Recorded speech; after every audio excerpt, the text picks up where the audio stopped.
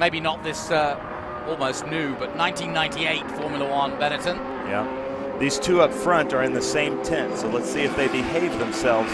Justin Frick and Joel Quadracci. Joel is in the cool car, and Justin Frick is in the FedEx as we go green. That, of course, a Pat Symonds designed car. Pat Symonds still very much involved in Formula One up until recently. And, of course, that was a car back in the day in 1998 driven by Giancarlo Fisichella. And I saw him race it. Great guy, Giancarlo. And Giancarlo's still racing today, of course. Sports cars. But right now, it's in the careful hands of one Bakir Bokovic. Yeah, I called that Justin Frick. I'm sorry, I missed that one. That's right. how it was scored. Justin Frick is in the 09. But, man, I tell you what, coming down that straight, Travis Engen right there in the 31. Who's that behind him that wants by there? And that number 3, Mark Sherwood, really wants to overtake Travis Engen with the Red Bull helmet, the Red Bull car as they come around the carousel. Really difficult to get right. Yeah, and that rolled RT41 he's in, Mark Sherwood.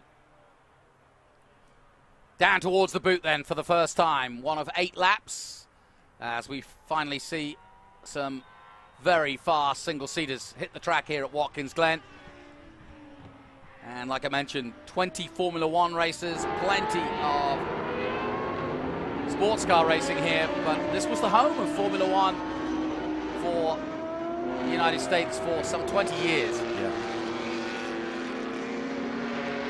Yeah, back in what I would consider to be kind of the heyday of Formula One. Some of the biggest stars we were talking about with Glen St. James, like the Jackie Ickx, Jackie Stewart,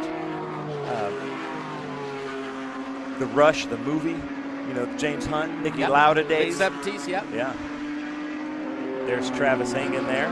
Mario Andretti at the power, you know, at the height of his powers. Yeah. I saw the, and that's not a sight I want to see. That's an engine, number 99. Sadly. Glenn Belowski there. Glenn's racing with us quite a bit.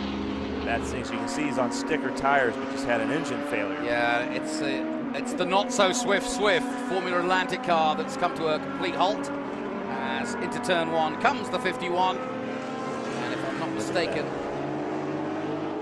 Kurt Bennett. That's the Lola, it is. Yeah. Yes, the 332 Lola. Kurt Bennett gets to drive some of the coolest cars. Formula 5000, UOP Shadows. Unbelievable.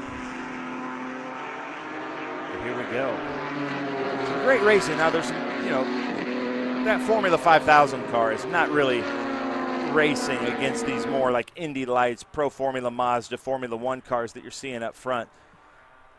But they were some of the most badass cars back in the 60s and 70s. You know, the Grand Marshal, Brian Redman, he may come up.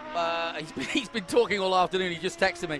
But he was a 3-time Formula 5000 champion who moved across to the States back in the mid-70s. And, you know, you talk to someone like Brian about the difference between a Formula One car and a 5000, and he'll be the first to tell you those 5000s were as much of a handful as any Formula One car he ever drove. So, yeah, way too much power. Yeah. Way too light. Way too unsafe. And too fast. You know, what could go wrong? That in a nutshell is an absolute dream to a racing driver. Exactly. You know, all drivers complain there's not enough horsepower. I feel like they got into Formula 5000. Let's switch this down a bit. Yeah. Can-Am and Formula 5000, that was just kind of crazy. That was racing at its craziest. But here we go.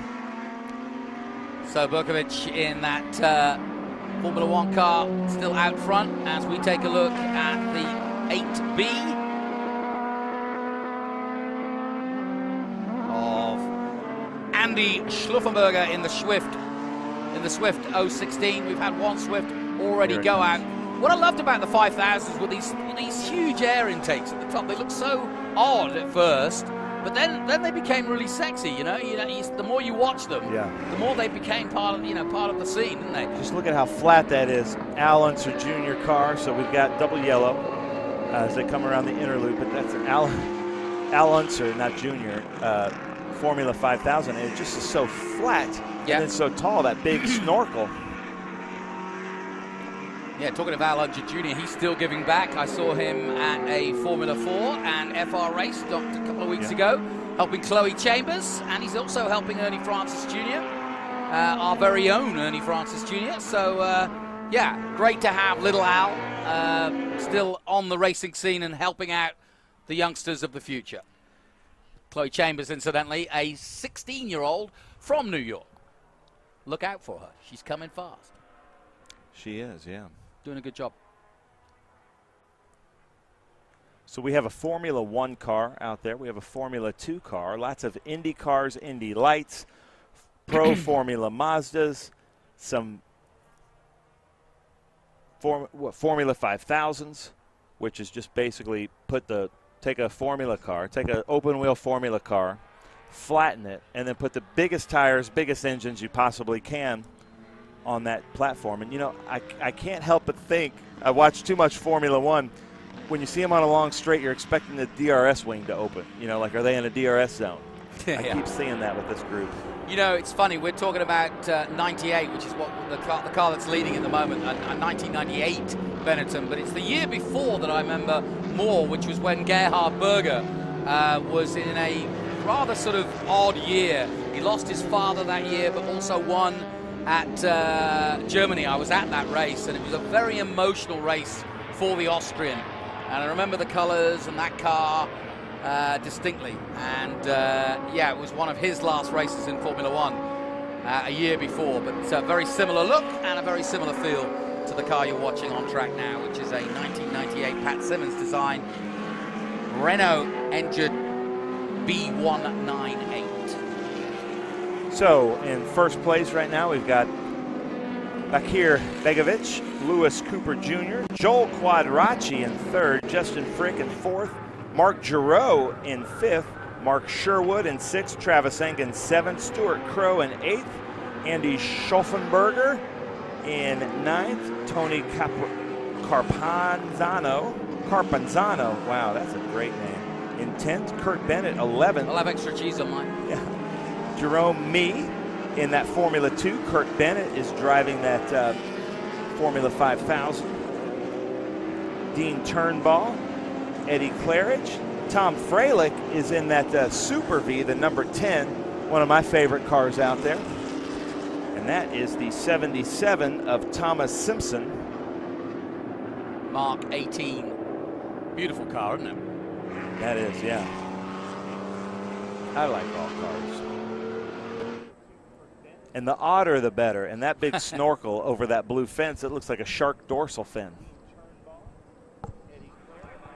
Keeping the tires warm right now. And in many ways, these cars are harder to maintain than some of the other historic cars, because obviously they were trick in the day, never mind now. And so to find the parts and to keep them going and to actually do what they were designed to do, which is go fast, it's not easy. If anybody ever says all open-wheel cars look the same, look at this. That's not true. Yeah, right now. Here we go. Yeah, knock yourself out. Car number 12 just going through that Pro Formula Mazda, Pro Mazda car, looking very nice. Number 20, that's Bill Melvin in the Barber Dodge Formula car. Number 20. I'll tell you what, it's brightened up nicely, isn't it? What a beautiful day here at Watkins Glen. I love this track. I look forward to coming here. It's one of those tracks that you look on the calendar. I can't wait for that one. You know, it's funny. I think there is a snobbery. Well, I say I think there is. I know there's a snobbery between European racing and American racing. There always has been. And I think when you grow up in Europe and you get to go to Donington and Monaco and you know, the Nordschleife, and you get to go to Monza. Monza, of course, racing this weekend. They are classics, and they're very majestic. But I have to say, Road America, Watkins Glen, to a certain extent Lime Rock, even though it's small, absolutely so beautiful as racetracks go. VIR? Yeah, exactly, where we're going next, VIR. It's like a park. And in years to come, COTA will become that, because I think as it grows into its own skin, COTA will have that same misty-eyedness of a Road America.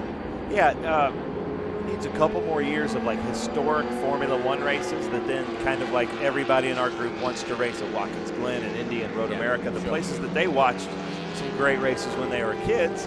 So COTA's going to fall into its own here soon. Yeah.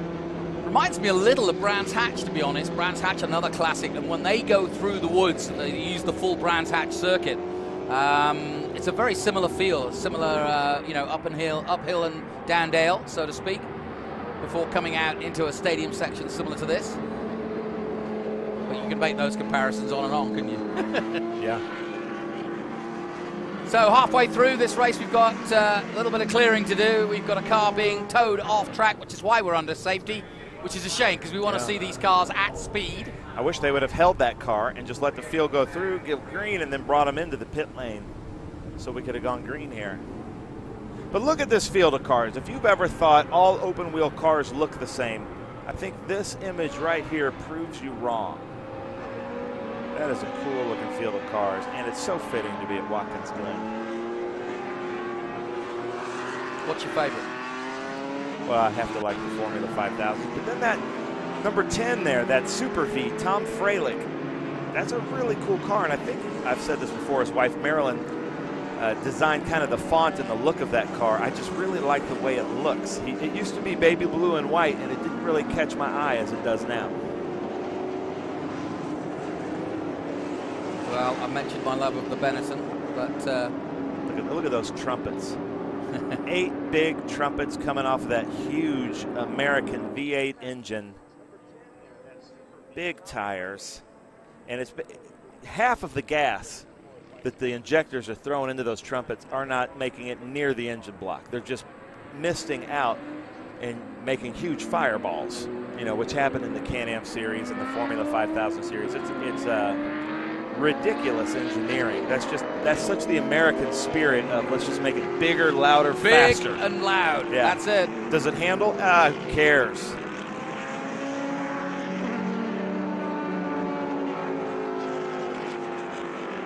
There goes Tom Freilich. That number 85 is cool. There goes Sebastian Coppola in that number 12, who's also racing a modern Ferrari with us in International GT this weekend. So that's got to be a change. Down to the boot one more time. Under safety, sadly. Hopefully we'll get these guys going. And don't forget, we'll have another feature race tomorrow with these guys in action. So if you miss out, that's the thing with these guys. There's always a chance with just 8 laps that something will go wrong. And so obviously we've got to keep safety in mind. And these guys don't mind the fact that they're under safety, even though they've come fully prepared. But they get another chance tomorrow. So I hope so. It takes so much effort for Watkins Glen, for the SVRA, for the Trans Am International GT staffs, the corner marshals. All these fans are excited to be here. We could not ask for better weather. Let's get to racing, gentlemen. Here we go. Hopefully the lights will go off this time round. Lights we'll are out. Find out. Just heard that from race control. RC and Ron Rigdon holding it down. Jerome Mee in that Ray-Ban Formula 2 car. He had an off, hit the wall, broke the nose on the car yesterday, but here he is back out at it.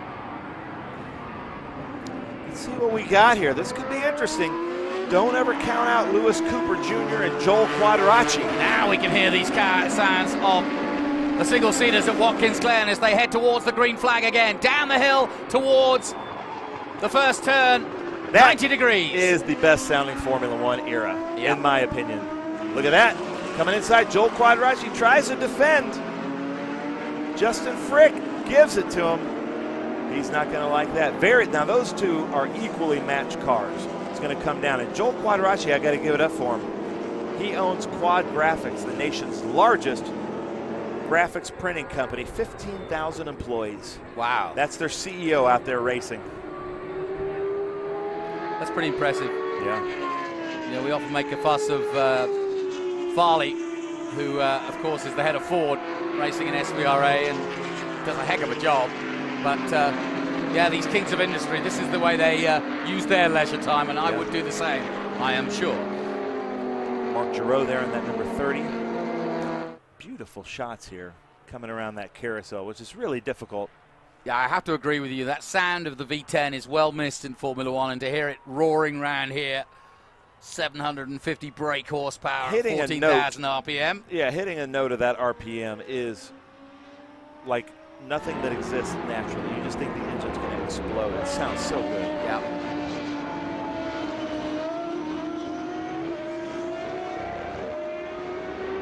Here's the race right here. Yeah. Good three-way battle here in the midfield. Travis Engen back there. He's a busy boy, Travis. He's been out already today. That sounds amazing. I wish Formula One cars sounded like that now. Last lap, so he's going to give it some, I'm sure. Give it some full beans here in the mile 7. Korean Air car.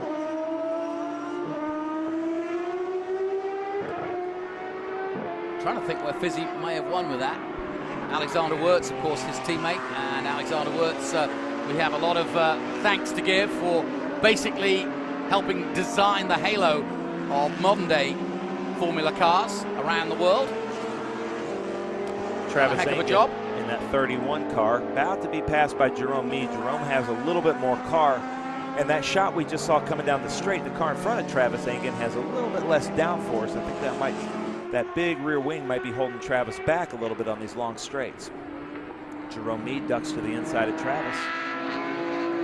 So Travis has the handling up the uphill S's with that rear wing, and then loses it on these long straights. And there's Kurt Bennett. Beautiful, number 51. That is a fine-looking car, isn't it?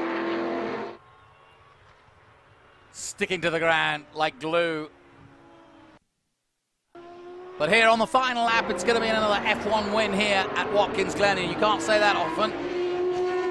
For the FedEx Korea Air Mile 7 sponsored Benetton 198, coming up the hill for the last time. And now on full song, full chat. And sounding fantastic. Bakia Berkovic at the wheel, taking the checkered flag here at Watkins Glen to win the first feature race of Group 9. Lewis Cooper Jr. taking second place. Justin Frick, the man you were talking about, in third. That's just fun to watch. Open wheel cars at Watkins Glen. There's Joel Quadracci. Yeah, finishing fourth. Mark Giroux trying to duck out, not going to happen. Jerome Mee in that Formula 2 car. What happened to Travis Engen? Don't know, he's disappeared. There he is. Yeah, down in 11th. There's now. Travis. Travis is, to mine now, looks like he's coasting in. Yeah, I think he was under He's some running sort of the problem Audi R8 with us this weekend. He's running the Lotus 23B, and he's running the Indy Lights car. So he's got his hands full.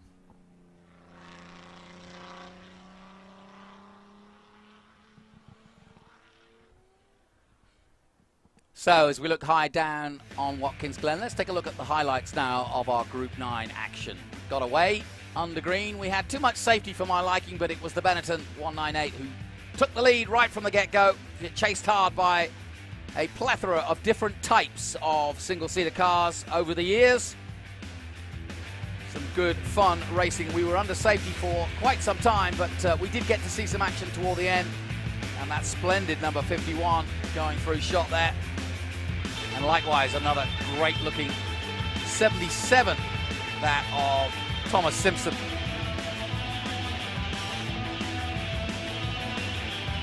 Good little battle there between the 44